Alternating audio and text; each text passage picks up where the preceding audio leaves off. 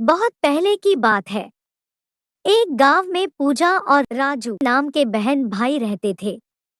उनके माता पिता एक हादसे में गुजर गए थे, लेकिन उनका एक हरि नाम का चाचा था। वो पूजा और रवि को पसंद नहीं करता था।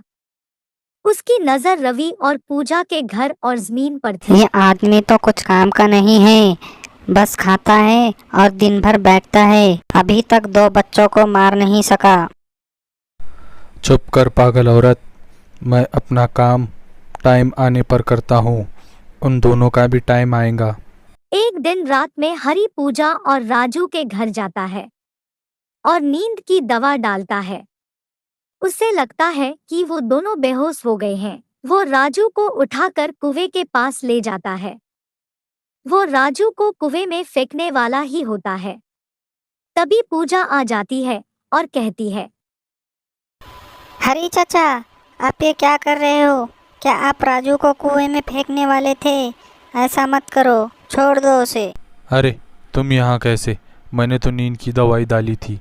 जाने दो, अब मैं तुम दोनों को एक साथ मार दूंगा। ये सुनकर पूजा परेशान हो जाती है और कहती है, हरी चाचा, आप ऐसा क्यों कर रहे हो?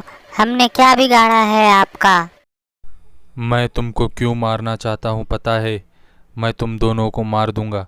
तुम्हारा घर और ज़मीन सब मेरी हो जाएंगी।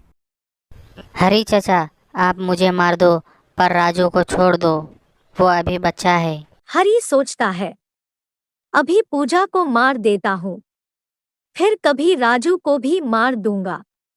और हरि कहता है, ठीक है, मैं राजू को कुछ नहीं करूँगा, पर तुम्हें इस कुएं में कूदकर अपनी जान देनी होगी। पूजा मान जाती है। हरी चाचा, मैं जा तो रही हूँ, पर लौटकर वापस जरूर आऊंगी और तुमसे बदला लूंगी। पूजा चिल्लाती हुए कुएं में कूद जाती है। चिल्लाने की आवाज सुनकर गांव वाले आ जाते हैं। गांव वालों को आता देखकर हरि रोने लगता है। देखो देखो गांव वालों, ये पूजा बेटी ने क्या कर दिया। अपने माता पिता के गम में कुएं में कूदकर अपनी जान दे दी। अपने छोटे भाई के बारे में भी नहीं सोचा। अब ये क्या करेगा। हरि राजू को लेकर अपने घर चला जाता है। जब सुबह राजू की आंखें खुलती है, वो अपने चाचा के घर को देखकर परेशान हो जाता है। वो अपने चाचा के पास जाता है और कहता है, हरी चाचा, मैं यहाँ कैसे आया और पूजा दीदी कहाँ है? मर गई तेरी पूजा दीदी और तुझे हमारे पास छोड़ गई। अब से तू यहीं रहेगा और घर का सारा काम करेगा।